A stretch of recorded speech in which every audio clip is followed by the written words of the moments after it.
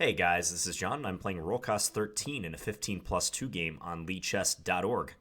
Alright, so continuing our revolving site policy, I'm playing on Lichess today with a little bit of an increment, 2 seconds.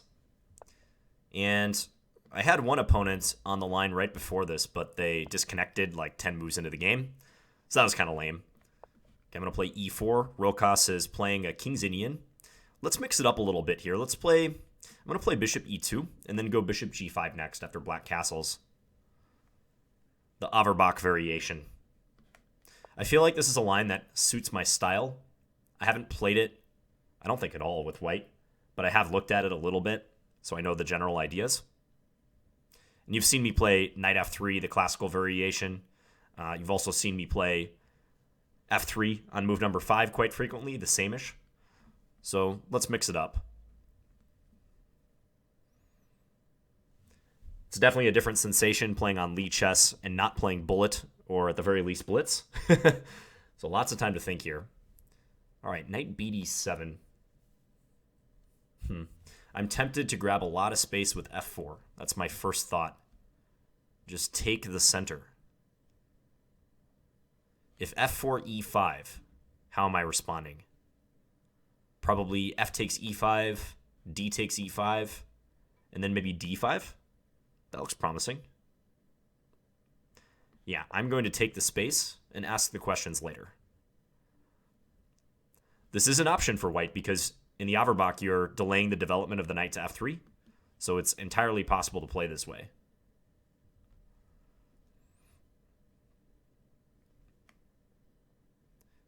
Naturally, since white has 4 pawns arranged out here, black might want to look for a way to fight back in the center. But to do that, they have to break with some of their pawns. And deciding which one to break with is not a simple task. Let's preserve our dark square bishop.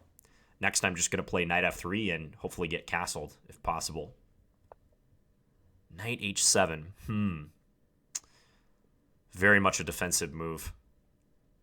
I can kind of see the point of it, like they might want to go g5, but if I just play knight g3, it looks unsound. Because now g5 would lose a pawn. I don't think there's too many complications. If g5, f takes g5, h takes g5, knight takes g5. They could maybe play something like e5 there, but knight f3 should take care of business. Then my bishop would be attacking their queen, and I could just safely bank that pawn. So already I feel like black is a bit on the defensive.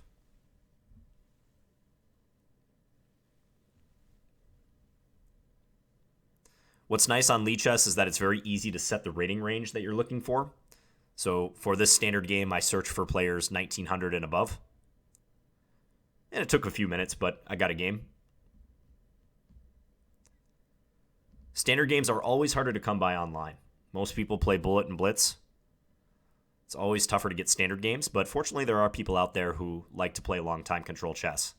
And 15 minutes per side would be a incredibly short time control over the board, but in online play, that qualifies as a standard or a classical game.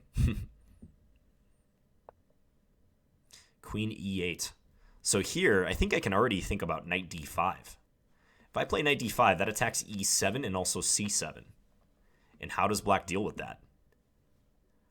They may have to give up material. They may have to play g5, take abortive action. Yikes, yeah, that doesn't look great for them. I don't even see a real decent way to respond other than g5. Okay, let's exploit this tactical opportunity. I believe they played queen e8 to escape the pin and also to prepare e5, but you can clearly see that there's a downside. The downside is that c7 is undefended, and I'm capable of double attacking e7 with my previous move. I would consider g5 to be almost forced here. And you might be wondering, well, if g5, can't white take on c7 and fork the queen and the rook? And yes, I could, but I probably will not do that, because if g5, knight takes c7, queen d8, knight takes a8, then black could take on h4, and there's no telling that my knight will ever get back. In fact, very likely that knight will just be lost in the corner because black's queen would be on d8 covering c7. Black would already have a minor piece, and likely they'll just pick up that knight at some stage, like b6 and bishop b7. So if g5 is played, I'll probably play f takes g5. And if h takes g5, I'll just bank the pawn. Knight takes g5. I'll still be attacking c7 in that case, so black will still experience problems. Even that is going to be hard for black to escape without losing a ton of material. But the point is, in these scenarios where you can go and win a rook in the corner, don't just chalk it up as a full rook won. You have to reckon with the possibility, the very real possibility, that your knight will be trapped after you win the piece in the corner. So Rolkas is starting to think here.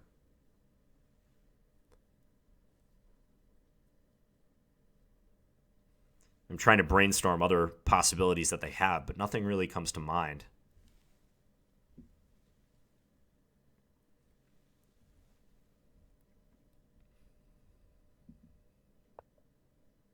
Knight f6. Okay, so they're going to try to play the position where they give me c7 and then a8 and maybe win my e4 pawn, something like that. Well, clearly I'm going to take this, make them move their queen, and then go pick up the rook. My e4 pawn will be lost, but winning that rook in the corner, clearly worth it.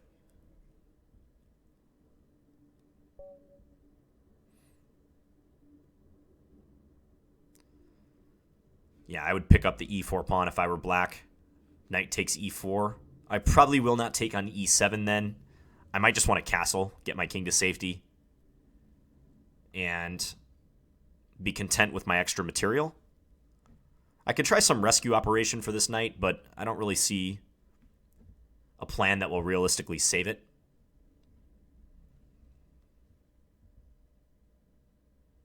I could probably get away with bishop takes e7, actually. Knight takes e4, bishop takes e7, rook e8, bishop back to h4. That is a nice pawn to pick up, although there's stuff like g5 I would have to consider. So black just plays bishop d7. This invites e5, however, jumping and attacking the knight. d5 could be played as well, but d5, queen c5 probably.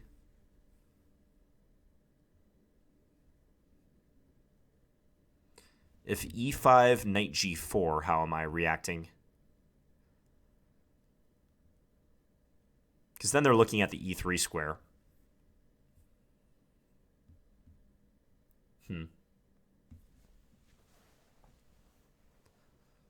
So candidates here are e5, d5.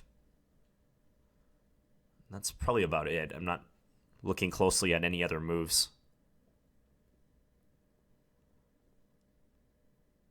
If d5, probably queen c5 or b6. I don't think any other queen move is any good.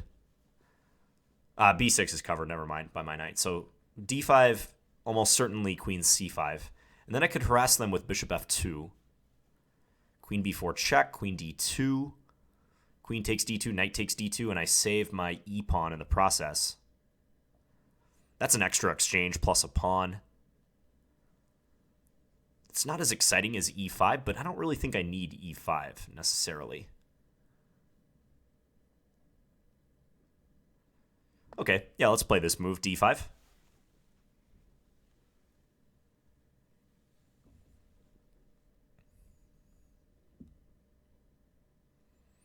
Difficult to say how instructive this game will be since I've won material early on. I had a game against Baumel recently in the 15-minute pool on ICC where I won a pawn very quickly, and much of the game was me just converting the advantage. But this is a skill that you have to practice in chess. And I think it is helpful to see how you prosecute an advantage and how you suppress the opponent's counterplay and avoid letting them back in the game. So that is my goal from this point forward against Rolkas.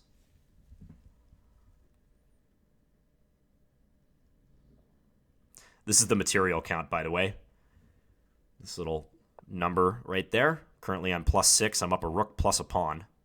Okay, queen a6, not a move I thought about, but the point there is if knight c7, they're going to go queen to a5 check and fork my king and my knight.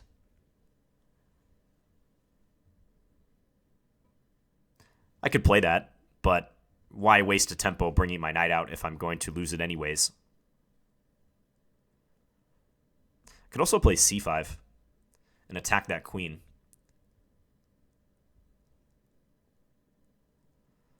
e5 again comes to mind.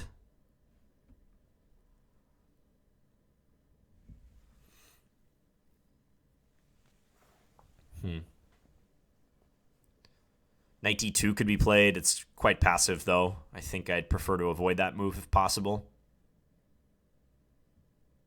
I'm thinking probably c5. One other thing that's crossing my mind, if c5, queen a5 check, queen d2, queen takes c5, then I could play rook c1 and maybe get my knight to c7. Actually, after rook c1, their queen is short of squares. I think it's just trapped. So that's looking bad for them. So c5, keep pushing. What if c5, bishop to b5? Probably I can play knight c7 then. And if queen a5 check, queen d2, they have pieces hanging. If they take my knight here, I can take their bishop. Yeah, that's ugly. All right, let's charge ahead here with c5.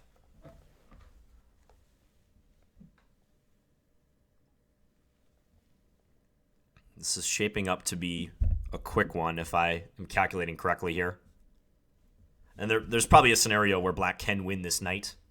I mean, after queen d2, which I'm going to play now, they could just trade and then take on a8, but being down an exchange plus pawn, and with white having a completely safe king, there's little hope for black.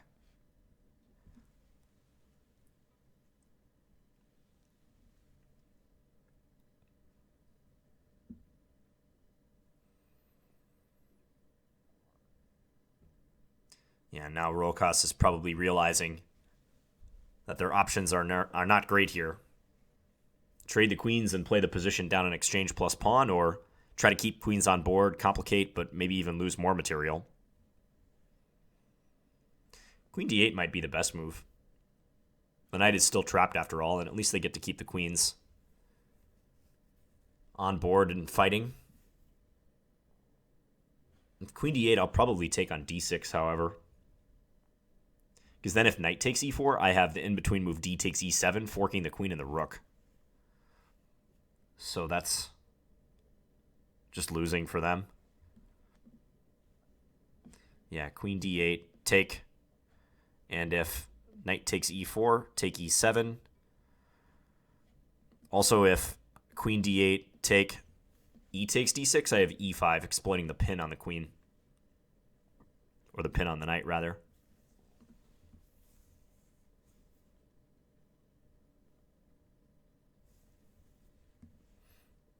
Nowhere else for the queen to really go.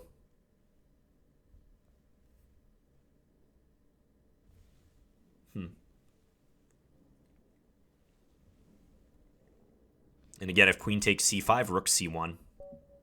And the queen is trapped. Okay, so, yeah. Rolkas resigned. So let's take a really quick look at this one. I will play another game, since this one was so short. So as you can see, Lichess is kind enough to tell us the name of the opening variation in question. So this is the Averbakh Variation with bishop g5. One perk of this opening is that if e5, then take on d8, followed by knight d5. And black has trouble with this knight. I think they're losing a pawn here because of the pin and the attack on c7. At least a pawn. So bishop g5 on move 6 suppresses the typical pawn break that black plays in the King's Indian. I see we get a challenge from Lasker01, who's 2094. That would be a good player. I'm going to maybe play them next, but let's just quickly look at what black did wrong here. So after knight bd7, I played f4 and tried to grab as much space as possible. You know, I don't know the theory too well, but I know c5 is playable here. If black is not going to go for e5, then c5 makes a lot of sense, just to counter break. White can play d5 then and try to grab territory in the center. I know this is considered to be one of black's most reliable moves. Also, there is h6. After h6, white does go back to e3, though, and even though black has, quote-unquote, gained a move by playing h6 and forcing the bishop back, white can look forward to playing queen d2 and trying to double up and attack that pawn on h6. So there's some interesting points to bishop g5. This is a line I want to play more and study more as well. So yeah, here I played f4. Yeah, knight h7. This is a clear step in the wrong direction. Maybe black has to go for e5. I was kind of skeptical whether they would come out favorably from this because they are walking further into a pin situation. But I wonder if taking and then taking again is possible. I was thinking about this line that the computer is looking at. I was thinking knight d5 at the end here, trying to attack f6 twice and also c7. But yeah, maybe this move. I suppose if takes, rook b8, and now I have the bishop under attack. Also, knight takes e4 is coming. So that's probably bad for white. You can see that the engine likes black here. I know I added the engine in a little fast, but given how short this game was, I don't feel bad about that because all the conclusions I've made about this game have already been drawn. I mean, black's opening play was suspicious, and it was pretty straightforward what happened. Yeah, after queen e8, knight d5 is just killer. Double attack here and here. It's practically losing for black already. I thought maybe they would try g5. But I think even after this occurs, they still have the same issue. Here, and here. Even if queen to d8, we can take on h7 and crash through on e7 next. Take with a bishop, for instance. So do this and fork on the queen and the rook. So it's very much downhill. Let's just see later on if there's anything else after knight d5 is played. As you can see, the eval has gone markedly up in white's favor. +3, basically. Probably black should try knight takes e4. When you're losing, it makes sense to play to complicate. And at least this way, black grabs a key central pawn and probably keeps my knight trapped in on the corner. But it's still very bad. I could just play some normal moves there and consolidate my position and win. Maybe queen c5 was a bit better here, but not going to change the outcome of the game so long as I play logical moves. Yeah, and black resigned here. As you can see, queen takes d2 is the best move, but then we take with the knight, simultaneously guard this. They take here, and it's just going to be a trivial task to convert this exchange plus pawn up position. All right, well, I'm going to fire up another game here. Hope you guys enjoyed this game, even though it was kind of short, and I'll talk to you guys again soon. Bye.